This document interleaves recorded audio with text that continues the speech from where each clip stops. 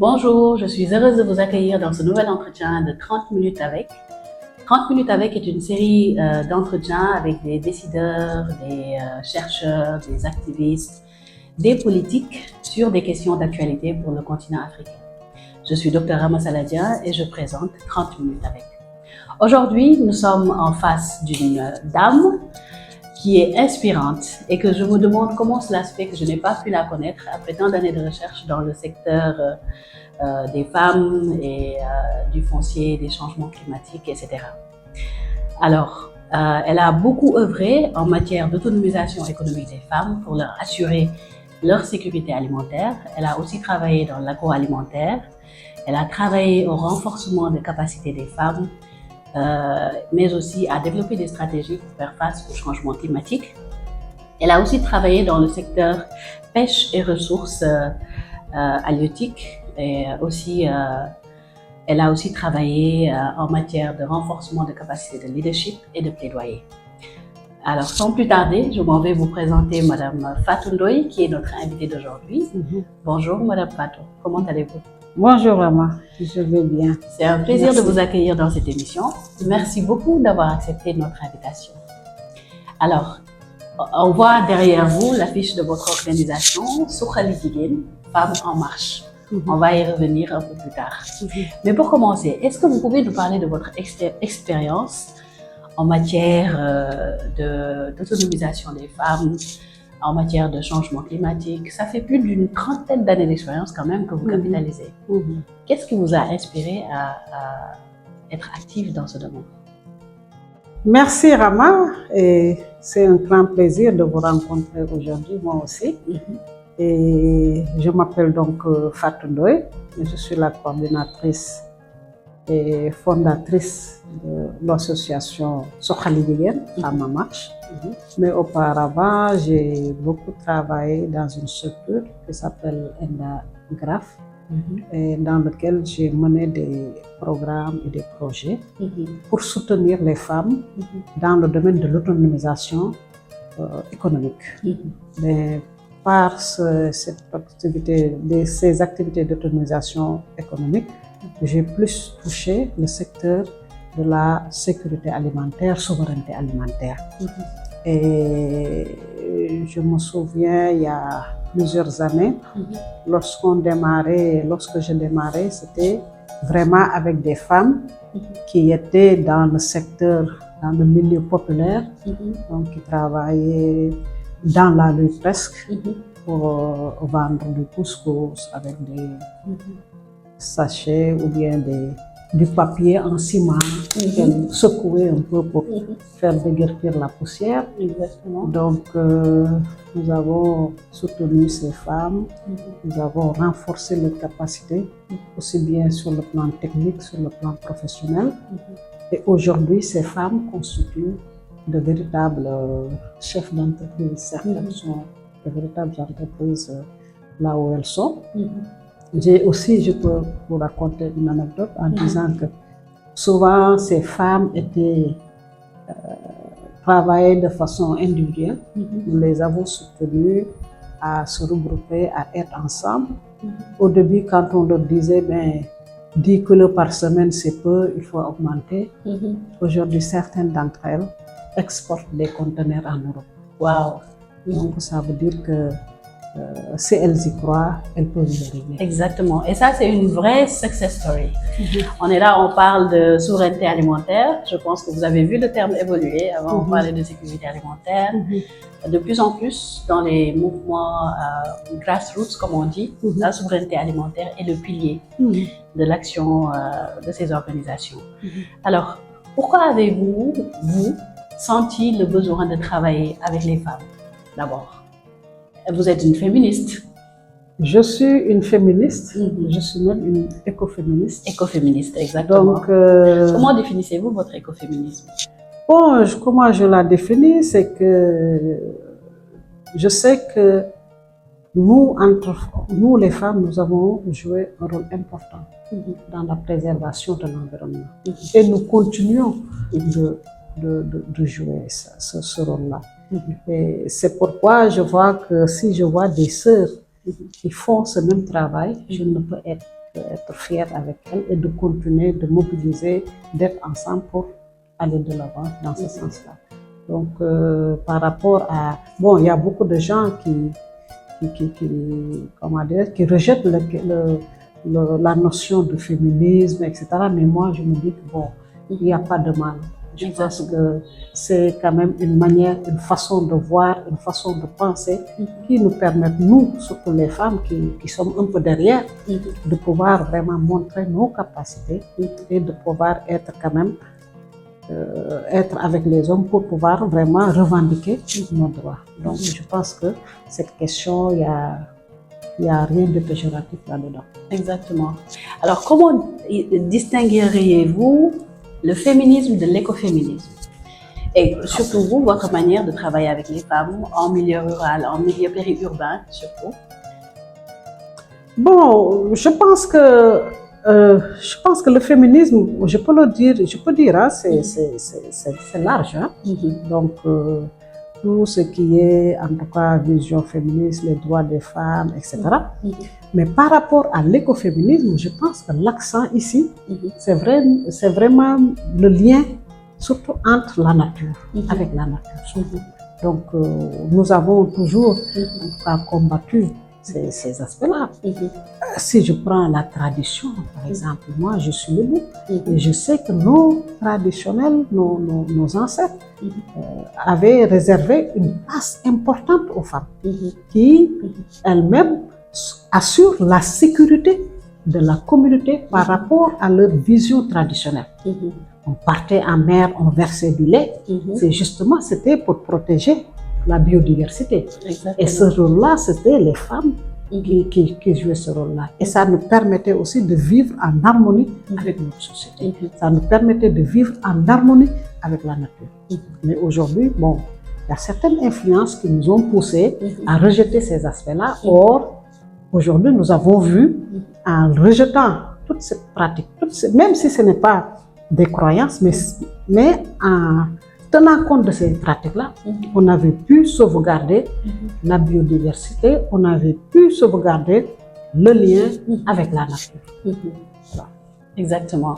Merci beaucoup de prendre cet exemple, cette illustration de la culture lébou pour montrer qu'il est bien possible d'être féministe et africaine et sénégalaise, que ce n'est pas incompatible. Alors parlons de votre trajectoire. Lorsque vous parlez de souveraineté alimentaire, qu'est-ce que vous voulez dire exactement? En prenant l'exemple du travail que vous avez eu à faire depuis plus de 3 décennies avec les femmes, comment est-ce que cela se traduit concrètement sur le terrain? La souveraineté alimentaire, c'est vrai que bon, on a vu les concepts évoluer dans le temps, dans l'espace. Bon, on est d'abord passé sur le concept d'autosuffisance alimentaire auparavant, ensuite la sécurité alimentaire et aujourd'hui, tout le monde pense que c'est la souveraineté alimentaire qui nous permet vraiment de tirer les épingles du jeu, notre épingle du jeu, parce que tout simplement c'est cette autonomisation, surtout d'abord au niveau politique, parce que décider ce que tu manges, pour produire ce que tu manges, je pense qu'il n'y a rien de plus noble que ça.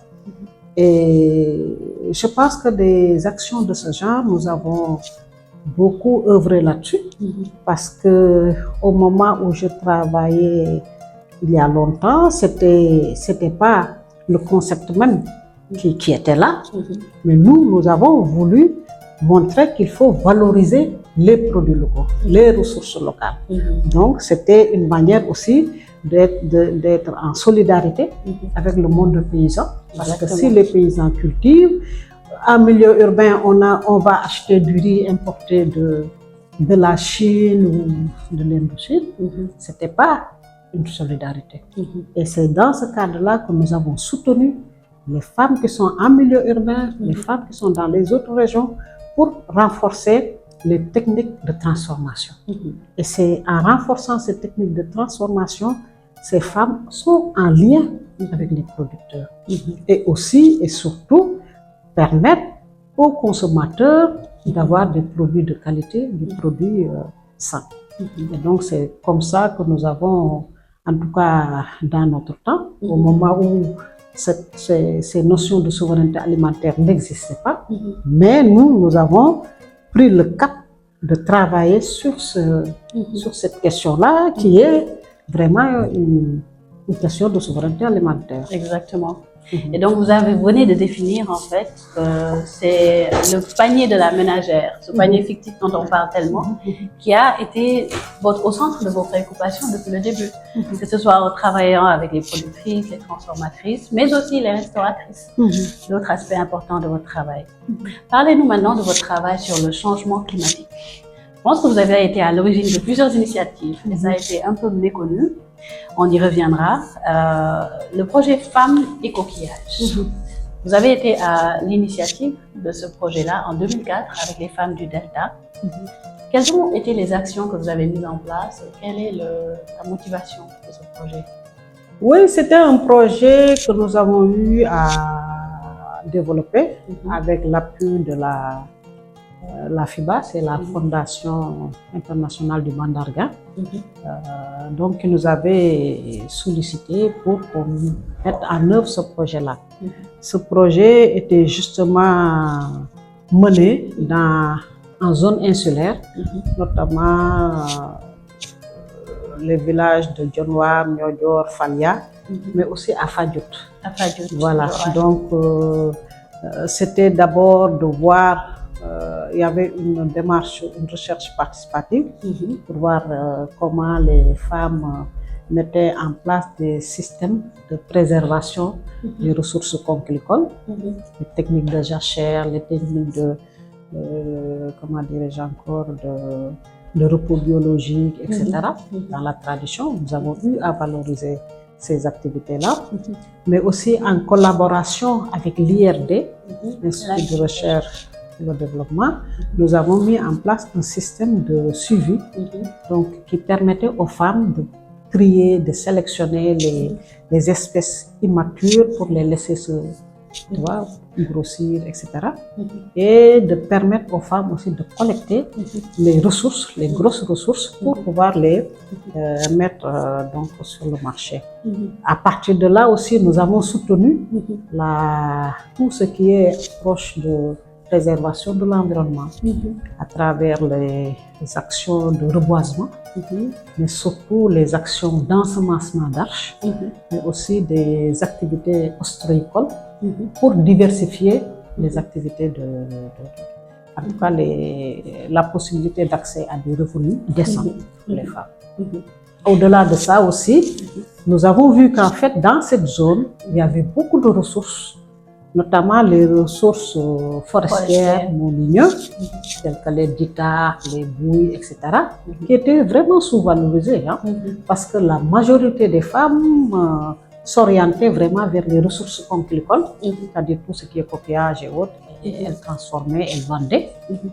Et à partir des renforcements de capacité, nous avons eu, par exemple, à améliorer les techniques. En améliorant les techniques, les femmes arrivaient par exemple à passer de 1200 le kilo à 4000 francs le kilo de coquillage, parce que c'était de grosses espèces et c'était de grande taille.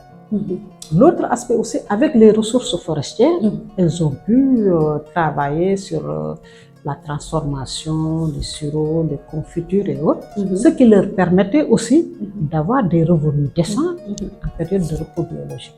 Donc, au-delà de ça, nous avons aussi essayé de faire des rencontres entre les groupements de femmes, de travailler avec les comités de gestion, les comités de plage qu'on a eu à soutenir, à accompagner pour vraiment qu'il y ait un équilibre, qu'on essaye surtout de défendre vraiment les ressources de l'environnement. Merci beaucoup Fatou. Alors ça, c'est un exemple concret d'amélioration des revenus des femmes qui se traduit concrètement dans la nutrition, mais aussi les ressources auxquelles elles ont droit. Alors, est-ce qu'on peut parler maintenant des autres aspects de votre travail? Non seulement vous avez accompagné les femmes à se structurer, mais vous avez aussi contribué à la mise en place de structures pour améliorer la filière, les filières. d'une part, et d'autre part, vous avez aussi contribué à mettre en place des structures au niveau territorial pour aussi améliorer l'organisation des femmes et leur sécurité alimentaire. Est-ce que vous pouvez nous parler de ces deux actions-là? Est-ce qu'elles ont été menées simultanément ou est-ce que c'est l'une, l'amélioration de la filière qui vous a fait vous rendre compte qu'il était aussi important territorialement de renforcer ces jalons-là que vous avez posés? En fait, nous avons effectivement, comme je voulais expliquer là, en premier lieu, avec les femmes qui étaient dans la transformation. Donc, elles avaient vraiment peu de moyens. Parce que, il faut le dire, hein, souvent les femmes ne sont pas bien soutenues dans leurs activités. Donc, à travers un programme que nous avons eu à initier, on les a aidées donc, à former des associations pour être ensemble. Donc, au départ, dans chaque quartier, tu voyais des femmes qui, chacune vendaient dans la rue, etc. Mais dans le quartier même, ou bien dans le quartier même, elles ont appris à se structurer. Et en se structurant maintenant, elles ont mis en place une unité de transformation. À partir de cette unité de transformation, dans chaque zone, dans chaque commune, nous les avons aidées donc à être ensemble. À être ensemble parce qu'elles avaient les mêmes défis. Par exemple, quand les femmes transformaient des céréales, l'un des premières contraintes, c'est l'accès à la matière première, par exemple. Ou bien aussi l'accès, l'ouverture vers le marché, donc la vente des produits. Donc, en se structurant ainsi, elles arrivent donc à pouvoir accéder ou bien à pouvoir en tout cas se connecter avec les organisations paysannes pour pouvoir trouver de la matière première, mais surtout de la matière première de qualité. Parce qu'à partir de là, elles ont élaboré le cahier de charges et tout ça pour pouvoir vraiment donner les normes de qualité qu'elles souhaitent. Donc ça, nous l'avons fait aussi bien pour les femmes qui sont dans la transformation des céréales, aussi pour les femmes qui sont dans la transformation des fruits et légumes, celles qui sont dans la restauration populaire, etc. Et ça, c'était une manière aussi de leur montrer qu'en fait, si vous êtes ensemble, vous avez la possibilité de montrer que vous contribuez au budget de l'État, mais surtout au budget de la commune. Donc, nous avons eu à travailler pour faire des études de contribution au niveau territorial qui poussent les États et les collectivités territoriales à prendre en charge certains aspects, notamment si on prend le cas de la restauration populaire, comment délimiter des espaces pour permettre justement à ces restauratrices de pouvoir exercer leur activité. Parce que ce qu'elles font, elles contribuent à l'amélioration de l'alimentation des populations, par exemple. Ou bien même elles participent au budget de la collectivité territoriale en payant leurs duty et autres. Voilà, ça nous l'avons fait pendant longtemps. Par rapport à ça, maintenant, on a eu à mettre en place une plateforme. On a accompagné la mise en place de la plateforme qui s'appelle la POPAS, la plateforme des organisations. La plateforme des organisations pour la production et le secteur de l'agroalimentaire au Sénégal. Donc cette POPAS avait pour charge justement de prendre en compte tout ce qui est plaidoyer, rencontre ces différentes structures.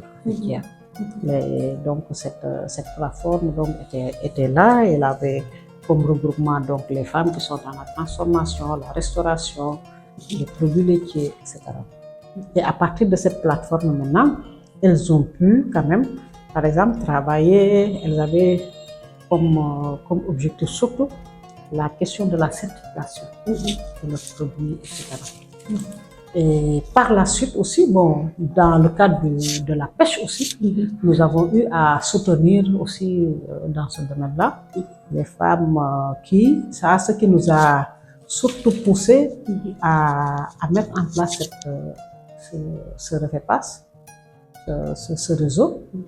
On était dans un projet à Pointe-Sarène. Vous savez, Pointe-Sarène, c'est c'est un endroit où, par exemple, le yet, on produit beaucoup de yet. Alors, on a accompagné dans le cadre... Le yet, c'est l'huître. Non, c'est le symbiome.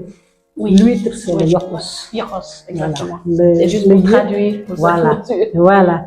Le yet, c'est le symbiome. Voilà. Et donc, au cours de ce projet, on a commencé à aménager un espace à Pointe-Sarène même pour que les femmes améliorent leur pratique de production. Parce qu'elles devaient même en fermenter leur yet en bas. Là, sous le sol, elles creusaient, elles mettaient du plastique. Bon, c'était pas hygiénique. Le projet était là pour les soutenir à mettre en place donc, ces qualités. On a construit une infrastructure et tout. Et au bout de quelques temps, l'espace n'était pas utilisé. Pourquoi? Parce que les femmes n'avaient plus accès à la matière première. Et on s'est demandé, mais pourquoi? Mais c'est vos maris qui sont des pêcheurs, qui doivent vous donner, etc. Et non, nos maris préfèrent vendre à l'usine.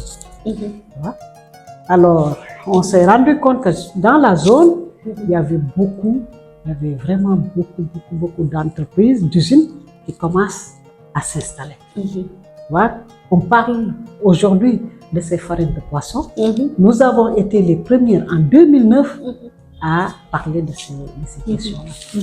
Et donc, on a fait une étude au niveau des plus grands centres du Sénégal, Joal, Mbour, Kayar, Saint-Louis. On a vu qu'en fait, les usines de farine de poisson commençaient à s'installer, mais aussi les usines qui fabriquent, qui exportent le yet vers les pays asiatiques, s'installer, ce qui a des conséquences sur l'activité des femmes. Et c'est cela qui a conduit maintenant on a eu des rencontres avec les femmes qui sont dans la transformation de Saint-Louis jusqu'à Cap-Skirring pour mettre en place ce réseau-là qui aujourd'hui développe d'importants plaidoyers sur l'accès à la ressource, l'accès, la réglementation du métier de la transformation, etc. Donc, au-delà de ces plateformes donc, de filières, nous avons aussi accompagné après des activités pour permettre justement des plateformes territoriales. Au niveau de ces plateformes territoriales, nous avons mis l'accent sur l'espace, le territoire, pour voir comment aussi ces liens peuvent se tisser entre les acteurs sur un même territoire. Donc, je prends le cas de la zone périurbaine, où on a beaucoup de femmes qui sont dans le maraîchage, d'autres qui sont dans la transformation, la restauration, etc. Et à partir de là, nous les avons soutenues à se mettre ensemble pour développer des actions, développer des initiatives, mais aussi interpeller les décideurs politiques pour l'amélioration de leurs conditions de travail, parce que justement, ce qu'elles font, ça contribue vraiment à l'avancée du territoire. Justement, donc je vois que d'un État très centralisé, vous avez eu à travailler cet État-là, mais vous avez aussi accompagné, vous avez été témoin du processus de décentralisation. Donc, comment est-ce que ça a concrètement influencé votre travail, le passage à l'octroi de la décentralisation jusqu'à maintenant? Est-ce que c'est l'échelon auquel vous vous adressiez, l'État, aux collectivités territoriales qui a changé? Ou est-ce que c'est toujours vous, les groupements de femmes, qui étaient au centre de votre action? Non, en fait, je ne pense pas que c'est... Bon, c'est vrai qu'il y a l'acte 3 de la décentralisation qui a, en tout cas, remis au centre certaines compétences transférées aux communes, aux collectivités territoriales qui nous a poussé, mais aussi on était dans des secteurs où la compétence n'était pas du tout transférée. C'est le cas, par exemple, du secteur de la pêche. Mais nous partons de ce que font, par exemple, les femmes sur le terrain. C'est pour montrer qu'il y a, en tout cas, c'est des inspirations venant de la base. Exactement. Donc, c'est les actions de la base qui nous poussent à soutenir des choses. Exactement. Parce que Donc, nous c'était partons un besoin de scale-up, comme on dit. scale-up, voilà. Voilà, de changer c'est ça. d'échelon. D'échelon, voilà. Mais généralement, on va en haut, Et on revient en bas. Exactement. Voilà, c'est-à-dire on n'est pas top-down, etc. quoi. Donc, Exactement. voilà. Alors, est-ce qu'on peut parler d'autres initiatives que vous avez eu à accompagner, comme par exemple Dolima Jang Juk Teki? Est-ce que vous pouvez nous parler de ce...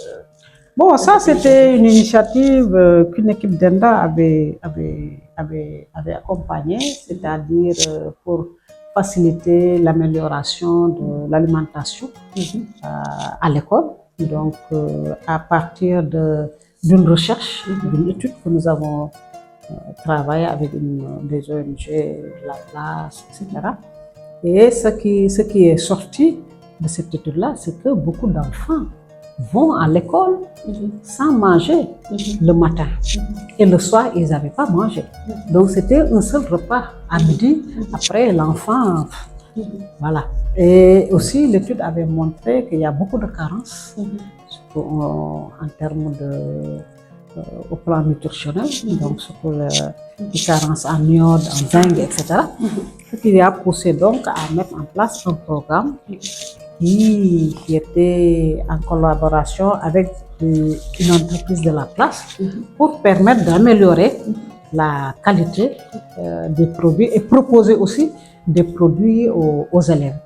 Et on s'est rendu compte qu'en fait, en mettant ces produits-là, et c'était les restauratrices d'ailleurs qui avaient mis en place la formule avec du tamarin, des trucs.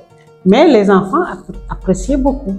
Et avec ce produit, on s'est rendu compte que l'acidité est encore plus élevée, les résultats scolaires étaient encore plus élevés, mais aussi et surtout, les parents d'élèves étaient satisfaits.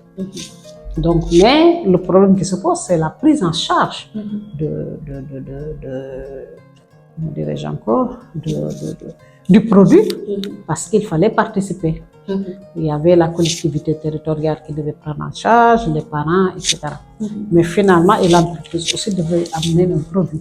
Mais avec les contraintes auxquelles les collectivités territoriales ont rencontrées il y a quelques années, ils ne pouvaient plus prendre ça en charge.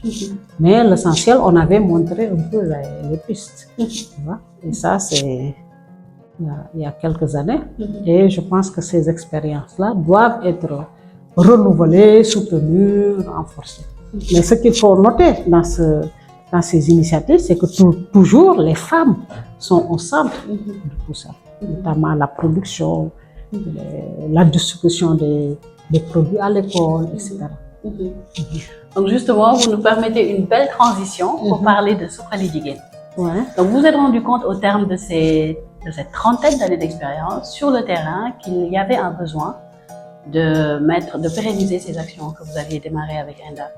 Et c'est la raison qui vous a mené en 2023 à créer Suxali Jigéen Femmes en Marche, dont on voit ici le kakemono.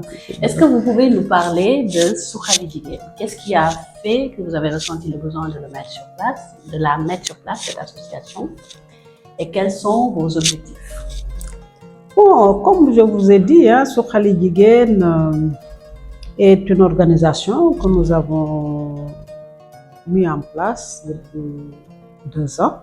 C'est justement une prolongation de ce que nous faisons. C'est-à-dire que là, on voudrait vraiment mettre l'accent sur les questions liées à l'autonomisation économique, des questions liées aux droits des femmes. Et surtout, nous savons que de plus en plus, les différents continents sont confrontés à la problématique du changement climatique. Et donc, ces questions, ce sont les femmes qui subissent plus la dimension du changement climatique. Donc, comment faire pour que justement la justice climatique soit liée à la justice de genre? C'est vraiment sur ces questions-là que Suxali est en train de travailler depuis quelque temps. Et nous voudrions que justement que les actions aient un regard en tout cas les décideurs surtout, aient un regard, portent des lunettes genre, mais aussi des lunettes climat. Parce que ce n'est qu'à partir de là qu'on arrive vraiment à avoir, en tout cas, à jouer sur la lutte contre la vulnérabilité. Merci beaucoup Fatou. Alors, en parlant de porter des lunettes genre et de porter des lunettes climat, vous définissez une approche intersectionnelle qui doit être mise au centre des politiques publiques. Quels sont selon vous les principaux défis en matière de politique publique qui soient inclusives, qui permettent d'adresser la justice de genre et la justice climatique, selon vous? À quel chantier doivent les décideurs publics s'adresser prioritairement en faveur des femmes? En faveur des femmes, je pense que ça a toujours été le cas d'ailleurs. Je pense que si les femmes n'ont pas les moyens, c'est-à-dire les ressources financières pour porter les activités, ça pose problème.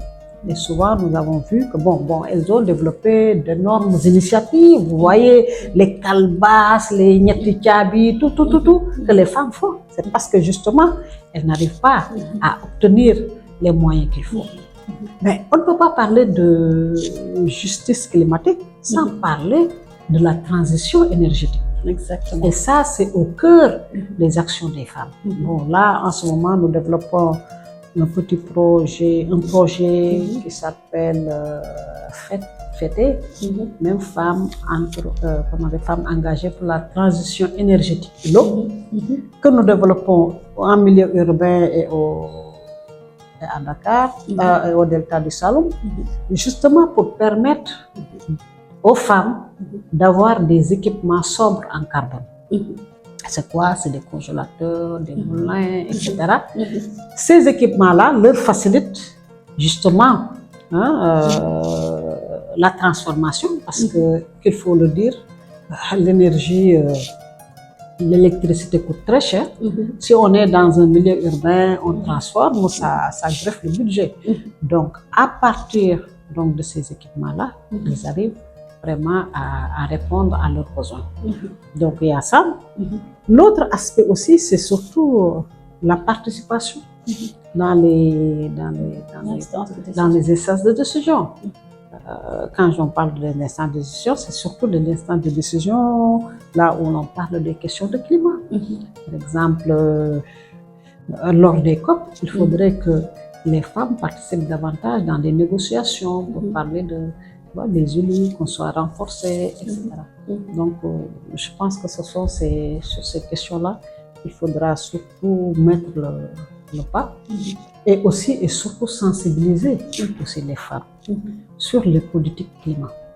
Aujourd'hui, depuis la COP 15, nous avons les CDN, la contribution au niveau national, et ce sont ces politiques-là.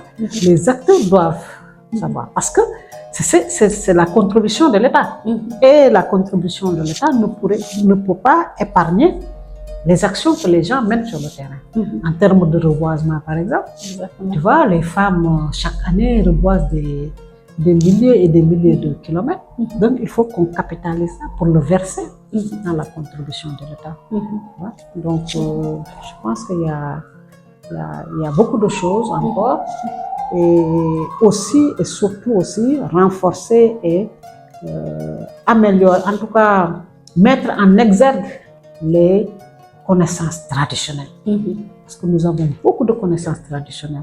On a beaucoup d'éléments pour la préservation de l'environnement, etc., la protection de l'environnement. Et ces connaissances-là doivent aussi être mises en exergue pour que vraiment les États puissent s'en emparer pour dresser des politiques qui vont en faveur des femmes. Merci beaucoup Fatou. Alors, quel serait votre mot de la fin pour les jeunes féministes, écoféministes qui nous suivent aujourd'hui, basé sur votre riche expérience? Que leur conseilleriez-vous? Et j'ai une question bonus. Après, c'est quoi le rôle de la recherche dans cet agenda-là que vous avez défini?